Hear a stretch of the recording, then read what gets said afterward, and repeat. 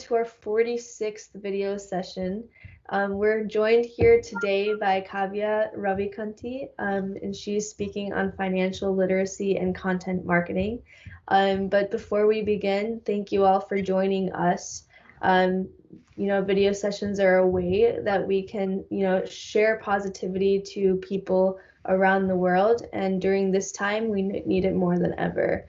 When, things are feeling a little bit hopeless and things are getting hard, we need people like this to, show us what is possible and what we can do when we collaborate and share ideas. So thank you everyone for joining here today. And like I said, we're going to be speaking to Kavya in a little bit, but before we start, we would love to introduce ourselves and what we do first, and then we'll ask everyone to introduce themselves in 2 sentences or less.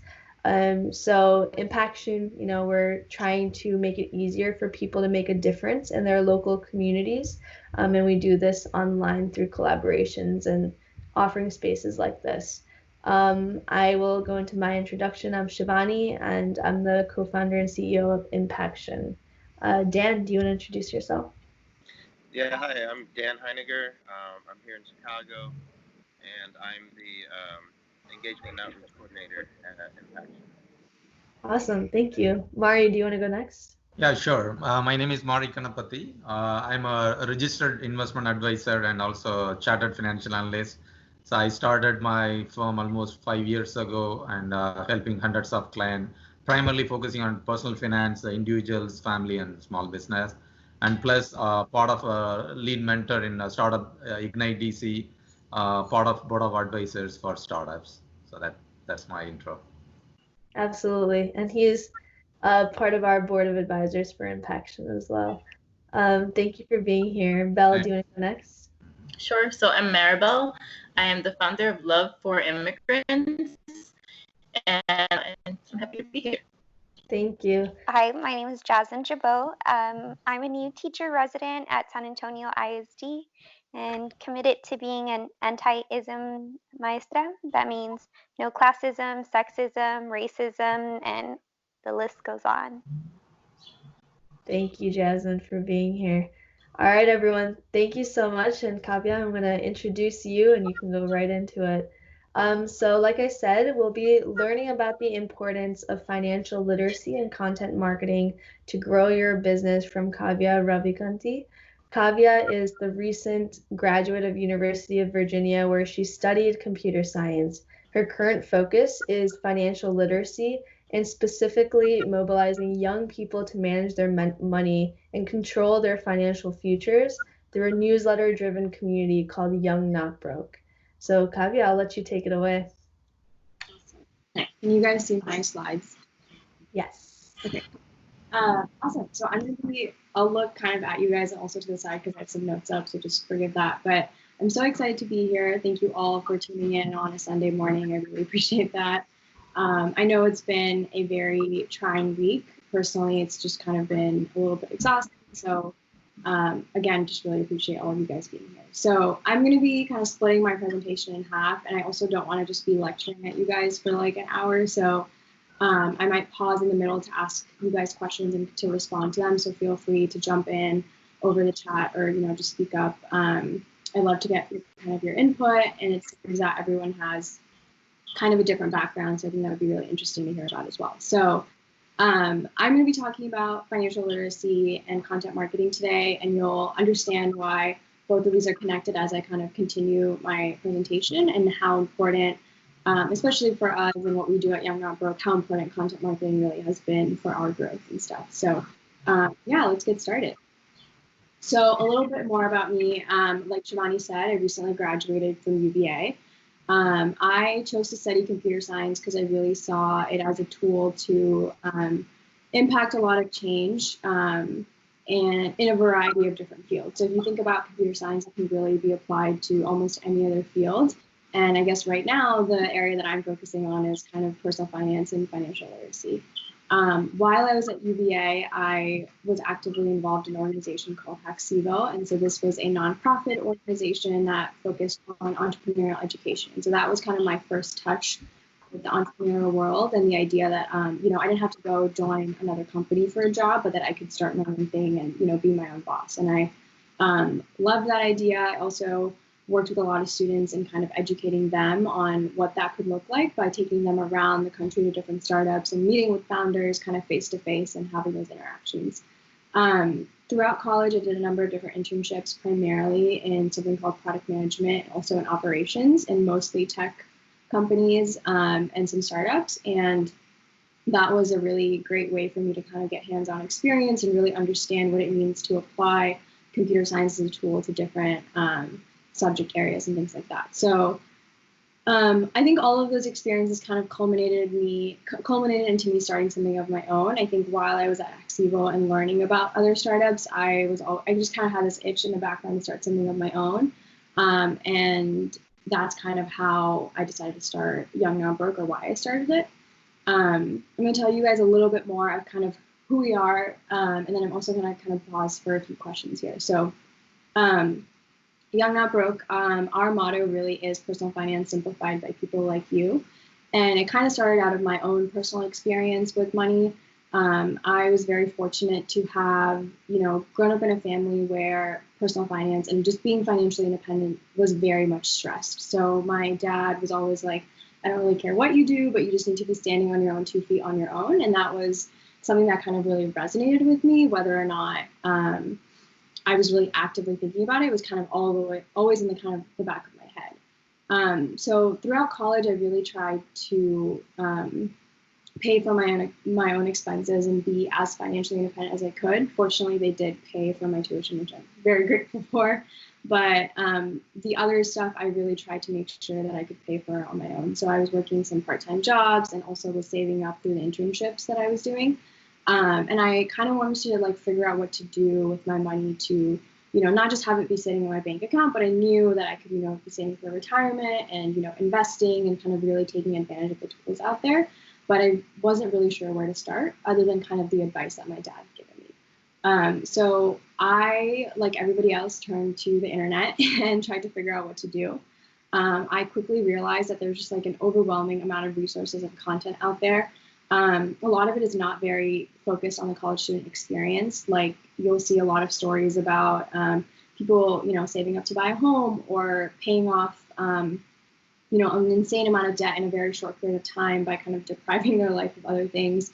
Or what are some of the other stories? Just like people much older than I was, and it didn't really make sense to someone who was, you know, not getting consistent monthly salary and things like that while still in college, but I was making a little bit of money, you know? So I did see a lot of those unrealistic goals kind of portrayed out there.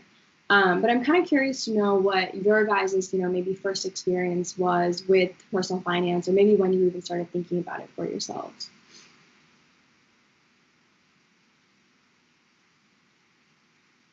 I can go. For me personally, it was, I mean, I knew the value of a dollar growing up because, you know, I had a lot of siblings and one income household with non college graduate parents, and you know, there was more like a manual labor type of experience, and you know, that was great. I learned that if I wanted something, I had to earn it. But as far as, you know, finances for being an adult and how to manage all that, my parents didn't talk about money. It was like this taboo subject, and so I learned the hard way about finances when I got older. You know, if I wanted to go to college, I had to sign right here, and everything was taken care of. And you know, the what I borrowed and what I have to return, you know, is astronomical. And you know, it would have been nice to have a little bit more insight outside of the finance department at the institutions I went to, just explaining, you know, that I'm going to have to pay this back and this and that. You know, there wasn't a whole lot of extra resources that were shared with me. My parents had no input because they never went to college and they didn't, you know, have that insight. If anything, they questioned why I was going to go to more schooling when I already couldn't afford that. So, yeah, it was definitely a challenge, and then it just everything out there just makes it look real easy. Yeah. Everything out there is really easy to get for the most part. Um, credit cards, all that stuff, all these things that seem like it helps you be that adult you want to be, but the risk and the the after effects, and you know, and then there was really I had no education around it. There's no budgeting or life skills that I learned, even in high school. Right. And unless you were studying that in college, it wasn't accessible. So yeah, it was. It was. I'm still trying to catch my wind. Yeah, absolutely. Thank you for sharing that. Anyone else? I would agree. I think I share a lot of similar experiences. I'm a first generation college graduate. And so, I mean, I grew up trying to be financially independent as soon as I graduated high school. So I worked 2 jobs to make sure that I could afford all of my expenses. I think what was challenging for me was learning the scale of things. Like I knew I had to pay back debt and I knew more or less how credit cards worked and all of those things.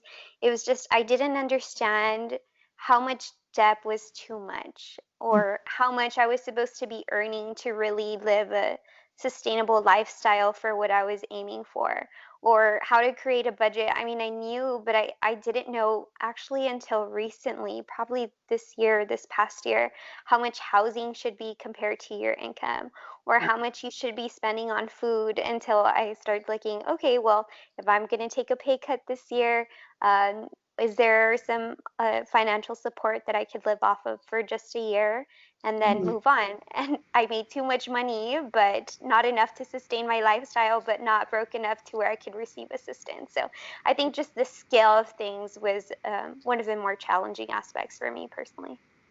Absolutely. Thank you for sharing. Yeah, I think even when I kind of turned to my peers and kind of was trying to figure out what was going on in their lives with personal finance, I think, Daniel, you mentioned just like how taboo money is. And that's, I think, so accurate to what I experience as well. Like I would talk to my friends about everything, but nobody, talks about personal finances. Nobody talks about what credit card you have. Nobody talks about, how much you're spending on rent and things like that. All of these things are just very uncomfortable conversations. And that was also kind of one of the things that I wanted to change. And amongst my peers, I also saw a lot of things that you guys were talking about, just like the fear of doing the wrong thing, just not even knowing where to start. There was a big lack of access, and this is something that I'm going to talk about a little bit more in the later part of this presentation as well. But just like I think in the state of Virginia, we all high schools are required to do a personal finance course, but I can honestly tell you I don't remember what this class taught me, and a lot of people do not remember anything from this class. There's also just like for many people, their personal finance habits stem from what their parents' personal finance habits were. And if your parents weren't great with managing their money, then those are habits that kind of transfer to you too, without you even kind of knowing. So the big thing that I kind of just saw was just this like idea of this like knowledge gap. And if you kind of zoom out and kind of see what, the landscape also looks like, it kind of paints a pretty much a similar grim picture, I would say.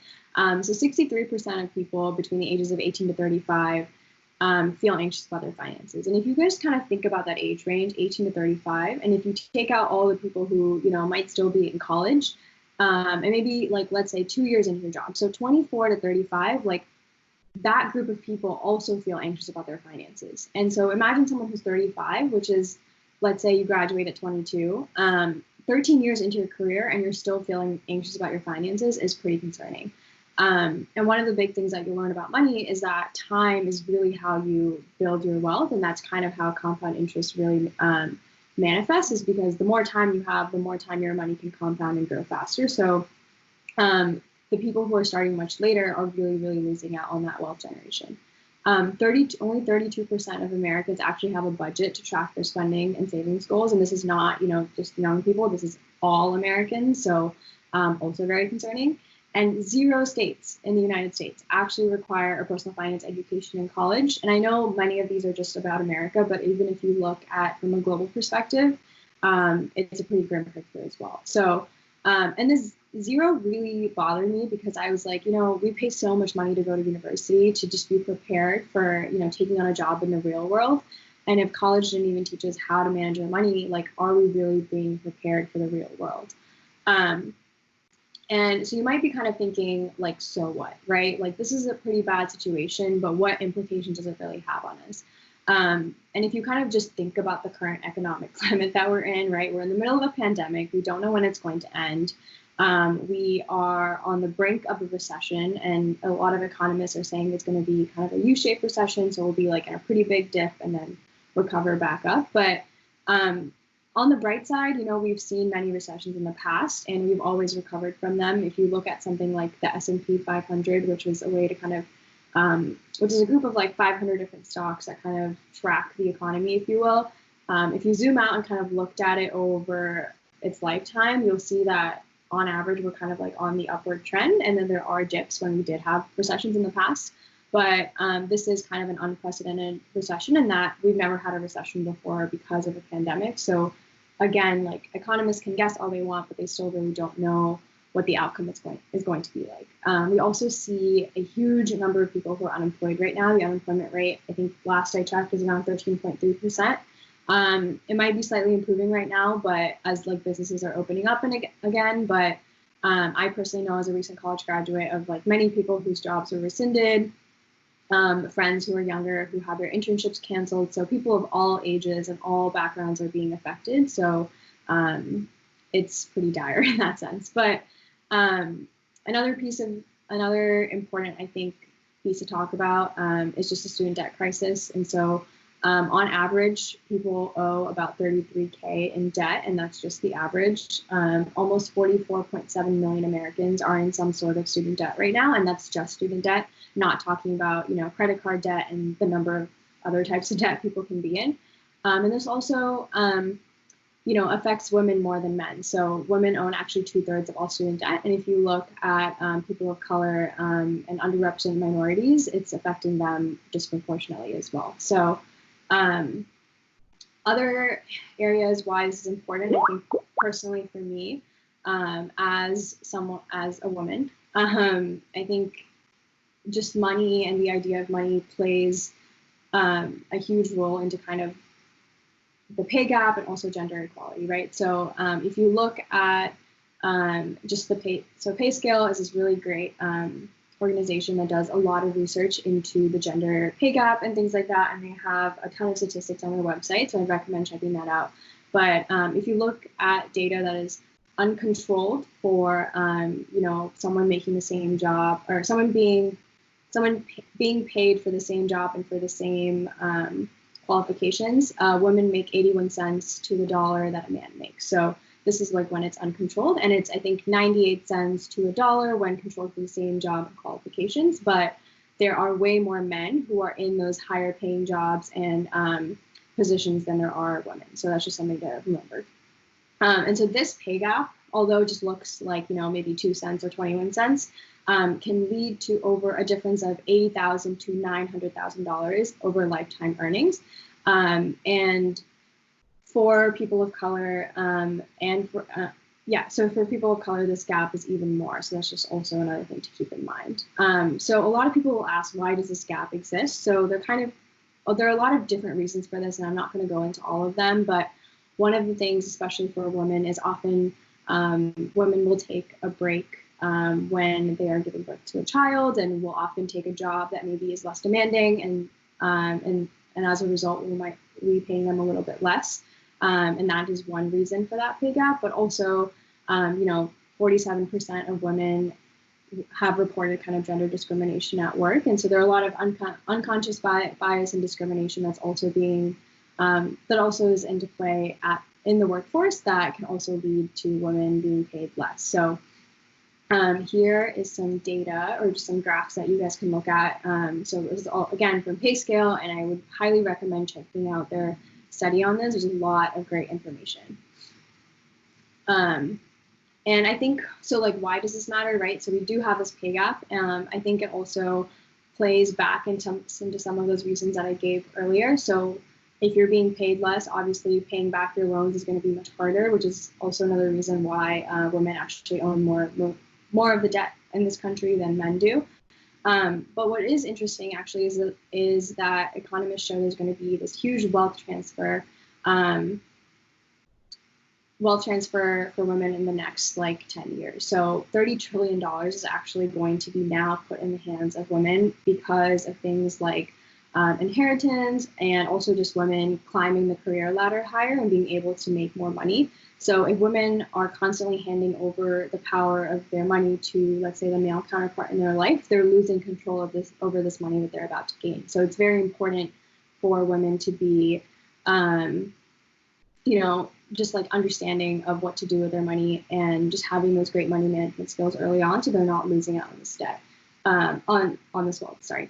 75% of discretionary spending will also be controlled by women in 2029, and I think this is super interesting because if more men are controlling the money, but more women are actually spending that money, there's that discrepancy again there, which again leads to a gap in wealth. So if as more and more women are controlling discretionary spending in this country, that is a great way for them to start building their wealth, the better money management habits that they have.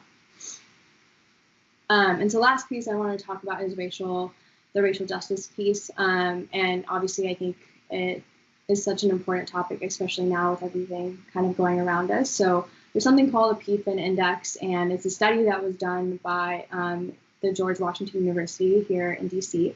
And so the PFIN index measures 8 key areas of personal financial knowledge. So this is everything from earning, consuming, saving, investing, borrowing, and managing debt. And just also comprehending risk and uncertainty, and also just like where people are getting their information from. So this study showed that 55% of white Americans who took this test answered things correctly versus 38% of African Americans. So you automatically see that gap in knowledge, and that gap in knowledge then manifests into, for money management and just kind of, I mentioned 8 different areas of personal finance. And if you just you have less knowledge in those different areas, you'll see the culminating effect of just not a great personal finance situation later on in your life. So tackling these areas early on is very important. There's a strong link, and this has been well documented in numerous studies and numerous papers. So honestly, if you're just curious and want to learn more, there's a number of different studies that I can actually recommend that you check out. But there's a very, very strong link between, financial literacy and financial well-being. And I know it sounds very obvious, but increased financial knowledge can lead to improved financial capability and behaviors in a number of different areas.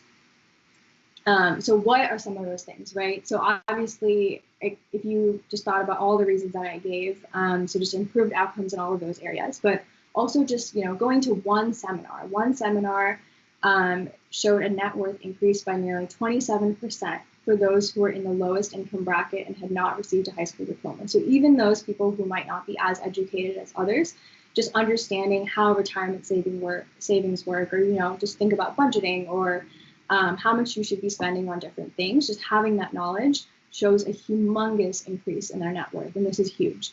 Also just parents who are more financially responsible and have good money management habits, this just increases their odds of discussing this with their kids. And again, that pattern continues to trickle down through generations. So this is kind of, again, one of those reasons that I gave in the beginning of why people are not, might not have the best money management habits. So kind of I wanted to, before I jump into what we kind of do and things like that, I wanted to just stop for a second and just see what you guys thought about what I've shared so far, maybe some other reasons that you guys may think that there is this big gap in personal finance knowledge and its effects on the people around us. Yeah, this Maury, I can add some more perspective. Actually, I'm not surprised to see your findings, Kavya, because I'm helping hundreds of clients, and they are in 50s, 60s. Even I was very surprised. they are also not handling their finances well. Again, like you pointed, I think the gap is not many people have the literacy what to do with their finances, even though it's a very simple thing. Since I think the gap is one thing, they don't know the concepts behind it, but at the same time, they don't do it by themselves. Like I think you indicated in your other slide. Remember, the kids will learn from parents, right? So obviously, if the parents are not a good role model, definitely the kids are not going to get that financial knowledge, because a lot of time by even just reading theoretical may not help when it comes to finance. By doing it, what it makes you succeed. So that's why the first thing is, if the parents are not doing, then yes, definitely the kids have to learn, but the learning is again not really enough. Even you can do MBA or whatever, MS, or do all the degrees, but unless you do it, you are not going to get it, period. So that's why I think my objective, or I think my recommendation is, even when the kids are in elementary school or middle school, I know the parents encourage the kids to, okay, put the money in piggy bank. Okay, that's just actually develop the habit of saving. But I think that even that's not enough for this modern economy. I think we should encourage the kids to open up a bank account. Parents could be a custodian or even a brokerage account. Ask them to even invest, even just not in the stock market. I mean, individual stock, but maybe index fund. Right. So they have to understand the whole dynamics. We have to push their kids to do it. Unless they do it, like I said, I'm just keep repeating that. Unless they do it, this will not change. That's my opinion. Right. Hi, everybody. This is Maribel. I don't know if you can hear me now. I can hear you. Yes, yeah. So thank you for sharing that. Yeah, that's definitely essential. I know my mom had a piggy bank, and even that wasn't enough for me. So I think there are like two different parts as well, in addition to what was mentioned with the gap. And one of them is on the employer and employee end, and how the system works. And I wasn't knowledgeable about negotiating, the importance of negotiating a salary. So even before you get the money, as a woman, the way we're socialized, I think I was socialized to be humble and to be modest and to not really fight for my rights and what I needed. And I kind of see the same pattern in other women. And even there's a fellow who had a program based on teaching women how to negotiate their salaries. And once I did that, learned how to negotiate, there was an improvement. And I think men negotiate more.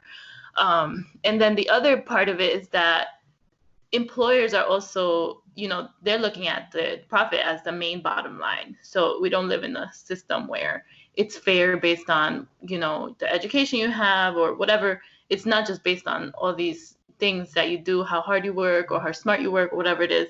It's based on what they can get away with paying you because it works for their business.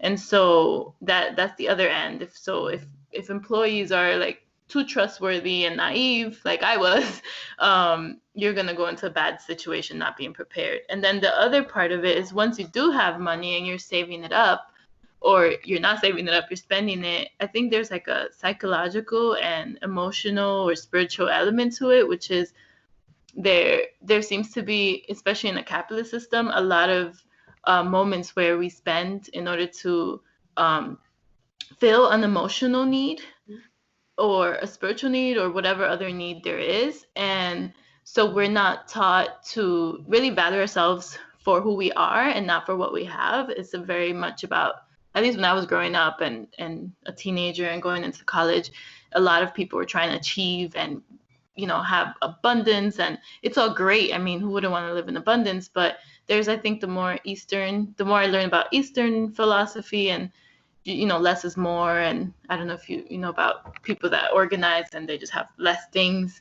I think it makes you spend less and save more for things that really matter. And so I think there's like these two different elements happening there.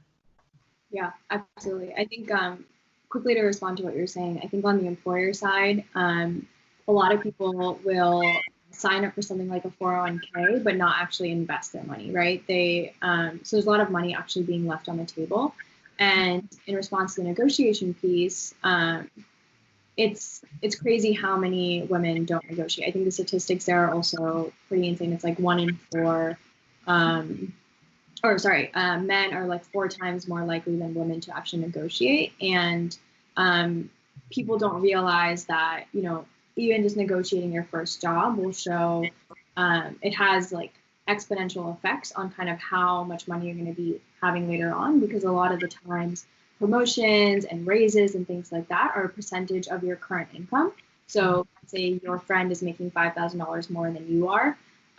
They are automatically going to be making more money, because if they're getting a 10% raise, their 10% is already of a salary that's $5,000 higher than you. And that, again, leads to that wealth gap, the pay gap, and all of these things. So yeah, absolutely. Thank you for bringing up those points. And on the other side of what you said, I think it's really interesting when you think about, I think one way that I found to be really interesting to kind of think about your spending is that, especially in a capitalist society, you're kind of voting with your dollar, right? So what you spend your money on really is kind of a reflection of your values, if you think about it that way. I know it sounds really deep, but I think it's really true.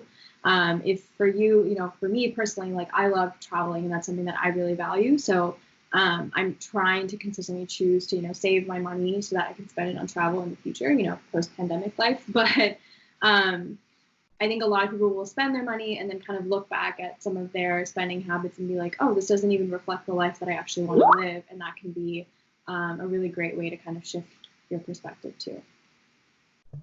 Right, I love that. And I think it's important to look at cultural and other dimensions like peers, especially teenagers and college students. When you're younger, you want to belong. And so even if your parents have good spending habits or have good financial literacy, you might fall into the trap of who's around you and what they're doing. I know I grew up in Brooklyn. Everybody was obsessed with Jordans and Nikes and just great. I mean, a lot of sneakerheads. And so I had people who worked at 16, 15, and they spent all their monies on sneakers and not knowing that, okay, college is coming up soon. How are you going to save up for your expenses in college instead of sneakers and stuff like that? And it was a lot of like self denial and to be like, okay, I'm gonna have to just be different, because this is gonna be insane if I do what everybody else does. And it was hard. And I think it happens even still today. You look at youth today, and I'm sure they're still doing that. Absolutely. Yeah, I think the peer pressure is everywhere. Even grown-up adults do the same mistakes, right? Buying bigger houses or fancy cars, even though they don't have that income to support their expenses, and then getting into trouble. Absolutely, I think it doesn't matter. That's kind of whether humans, whether kids or teen or adults. I think your surroundings, your environment, your peers will have a major impact unless you follow your financial discipline. Absolutely, yeah. Kavya, can I ask a few more questions? I don't know, do you have a few more slides, or I can hold up my questions at the end? Yeah, I wanted to kind of talk a little bit about what we do, and then I wanted to shift into the content marketing side, but I can take your questions at the end if that's easier. Sure, that's fine. Yeah, please go ahead. Yeah, so kind of what we do. So we kind of do 3 main things. So money stories are really these authentic stories of recent college graduates and young professionals and kind of what they do with their money on a day-to-day. So I think the narratives that are in your life are really important. And if you're constantly seeing narratives around personal finance that are very much like, I paid off like 100K of debt in like 6 months, or I'm saving up to buy a house now, which is great for those people who are doing that. But when you're younger, a lot of those stories aren't very relatable. And I also think another part of authentic storytelling is sharing the downs as much as you're sharing those ups, right? So we really try to hit on kind of what works for people, what hasn't worked, what mistakes they've made, and kind of normalizing that conversation around money to also help kind of remove some of that taboo. So that's kind of the motivation piece. Because we saw such a big knowledge gap, we thought it was really important to also kind of cover the foundations of personal finance from the ground up. So we started with kind of things about the vocabulary and then kind of built up into the basics of investing and kind of why you should negotiate your first job, like the accounts that you need and things like that. Something that we're doing right now is called Young Not Broke Live, and it really is basically online events to connect students with personal finance experts. So a lot of the time, there are these investment advisors and CFPs out there, but a lot of students don't have access to them and honestly can't afford them most of the time, but they have some great insight that I think is very important for students to know early on. So these events have been a great way for us to kind of connect those two audiences. So this is kind of an image of our newsletter, and then this is our website, so feel free to check those out. And so this is kind of where we are today. So we started in November 2019, and so we're very close to 1,000 people in our community. We have a 50 Net Promoter Score on just on our events. We are working on kind of measuring the impact of our newsletter itself. That's something that we're doing right now. And then we have over kind of 35 testimonials of people who have just reached out to us without us asking about, telling us how helpful our content was, or how, an event that they attended was in terms of like them taking a step on their financial journey. And for us, that's really the success metric that we're measuring on. It's not, whether you've saved X amount of dollars or did 5 different things. It's really like, I made a budget, or I just thought about negotiating my first salary. For us, that is a success in our book. And yeah, it's something we're very proud of, and we're just getting started. So we're very excited for what's ahead. So I wanted to kind of shift gears and talk a little bit about content marketing, because it's so important to kind of how we grow our business. And I know all of you guys are social entrepreneurs and kind of doing different things. So I have a few slides on this, but I know we're almost at like 11:45-ish. So I just wanted to know, kind of gauge. I can also just share these slides. If there are questions about, personal finance that you guys want to talk about, let's do that. If not, I can kind of go into this content. Curious what would be most helpful for you guys. Yeah, can you, go forward with the content marketing slide, and then we'll reserve the last, 5 to 7 minutes for questions. Okay, sure. Awesome. So what is content marketing? So marketing has many different angles to it.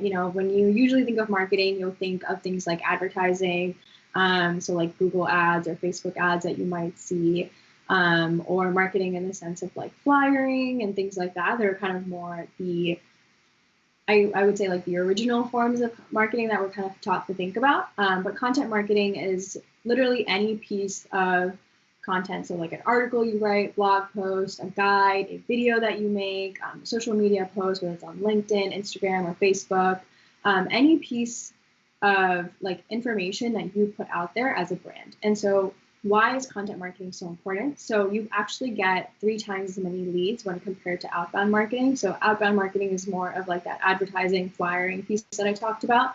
It's also 62% cheaper, which is great. So especially as, a social entrepreneur, sometimes you're strapped on money, and if you're like a nonprofit, you're even more strapped on money. So this is something that can be very effective. It's also great in terms of building your brand identity and your voice, right? So unless you are someone who already has a reputation when you're starting out your business, oftentimes it's hard to get people to care. And it's also very, very hard when you're young. Sometimes people don't take you seriously, and especially when you're trying to solve these big, grand problems in society. It's really important for people to trust who you are and also trust your voice, and content marketing allows you to do this. I will say one of the things with content marketing is that it takes a lot of time. So unlike maybe putting out a flyer and getting someone to show up to your event, or running a Facebook advertisement that hits thousands of people, but then you'll see maybe a few hundred people show up or click on something. Content marketing, for it to really have its immense effect, it takes a little bit of time. So content marketing also allows you to increase your search engine optimization, if you guys know what that is. So that's kind of like how Google ranks you. So let's say I search for, Impaction, I search for Young Not Broke, or I search for personal financial literacy. It's like, do you show up on that page of results? And usually, I think it's like 80% or 90% of people don't even go to that second page. So unless you're in those top 10 rankings, you're not going to be hitting clicks. You're not going to be getting clicks on your website. unless someone is directly searching you up. So content marketing allows you to kind of improve your SEO ranking as well, and allows you to become more visible on Google, and which is great for your brand and kind of like what your mission is. So the most important thing for you to do before you do anything is to really figure out your audience. So unless you figure this out, you really are wasting your time, because so let's just take my example of Young Network, right? I could write about personal finance for any range of people. I could talk about personal finance for adults. I could talk about personal finance for people who are retired. I could talk about personal finance for kids. But if I try to do a little bit of everything, I'm not doing any one of those things really well. So for us, we really decided to focus on the college student, the young professional, 18 to 24. Those are kind of our demographics. We thought about them liking, so kind of the next piece, once you figure out your audience, is kind of creating an audience checklist. So figure out their demographics, figure out what their likes and dislikes are, right? So for us, it's someone who's young, who might not like spending a ton of time learning about this topic. They might hate like going through a lecture on this topic, right? So how do we make this content, or how do we make our content more engaging for someone who is in this demographic, right? What is an emotional driver? The stronger emotional driver that you have, the more likely they are going to read your thing and engage with you and actually take part of like what you're doing.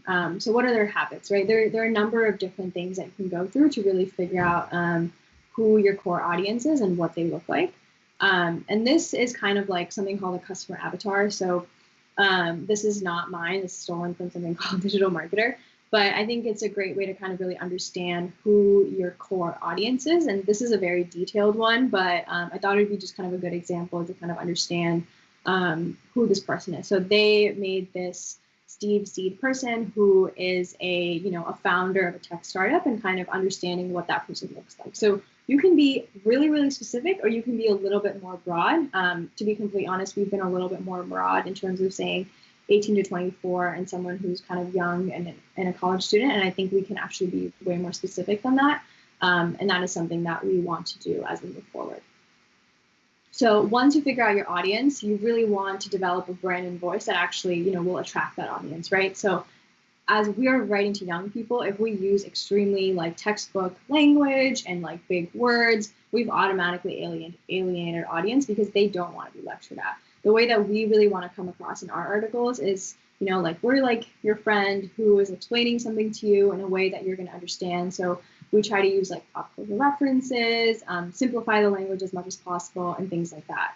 We want to make it like sound fun, sound interesting, and also hook them on to something that sounds extremely exciting, right? Like how you can make $1 million by, so-and-so age. Things like that, where they're like, oh shit, like that's something I actually want to learn about, right? So really ask yourself, what do you want your audience to feel? How do you want to be explaining things? A good way to kind of figure this out is, let's say you were to hire someone to do this content creation for you. What would you tell them if you were teaching them to create content for you? Who do you want to align yourself, and who do you not want to align yourself with? This is also very important when there are a number of different people in the space that you're working on. So personal finance is actually like, there's just so many people out there. And so in terms of picking the people that we wanted to collaborate with on our Young Now Broke Live events, we were very intentional about who we wanted to align ourselves with and who we did not want to align ourselves with. Hey, Kavya. Yeah. So I think we should wrap up, and I want to reserve some time for questions and whatnot from the audience. And Yeah. I know that would you be able to share your presentation with us after this, and I can just share it to the rest of the group. Happily. Awesome, thank you so much. Okay, yeah, I'll just give you one more minute to wrap up, and then we can go into Q&A. Yeah, so I think the most important thing with the content overall, that if I had to say one last thing, is to really be authentic. I have 2 more slides here that are kind of more about how you actually, what channel you should think about, and how you should align those channels with the goals that you are trying to achieve with your content, and also some tools to help you get started. So I will share those slides out. Awesome. Yeah, I think overall, like for us, content marketing is just really how we grew, right? Through our newsletter, through our blog posts, through our online events. All of those are different types of content. And that's really instrumental to how we grew. So I would really recommend looking into content marketing and really seeing how you kind of build your own brand and your voice. And I think it's going to be instrumental in helping all of you guys build your businesses and things like that. So yeah, and I just want to say thank you all for having me. Happy to answer any questions that you guys have. And feel free to email me or reach out. These are my links for Young Not Broke, and then also my personal email. So feel free to reach out. Thank you guys. Thank you. Mari, do you want to start off? Sure. Okay. Yeah. Thank you, Kavya. It's a wonderful presentation. I think you have presented a lot of good ideas and good approach. So the question I have is what's your business model or your revenue model? Are you going to be like a non-profit? Are you planning to produce some revenue? I understand your customers are going to young people, right? From 24 to around maybe the college grads. So can you explain about your revenue model? Are you planning to be non-profit or for-profit? Yeah, so we do want to be a for-profit institution. We think that's the best way for us to kind of scale and grow our reach as well. Right now, we are like 100% free. And so right now, what we're trying to do is really figure out how we want to monetize is we want to monetize our content, our community, or like a future product launch. So that is really something that we're trying to figure out right now. I think our most immediate goal is to really build out our community. We have close to 1,000 people who subscribe to our newsletter, but we want to actually increase the engagement between one another, because for us, a big goal is really removing that taboo around personal finance. So I don't have a straight answer for you yet, but I do know that the long-term vision is to become a for-profit organization and use that to kind of scale and grow. Okay, got it. Thank you. Yeah.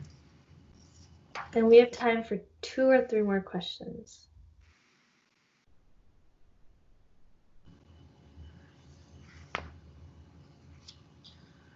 Or if anyone else don't have question, maybe I'll add another question. So you said it's a community, right?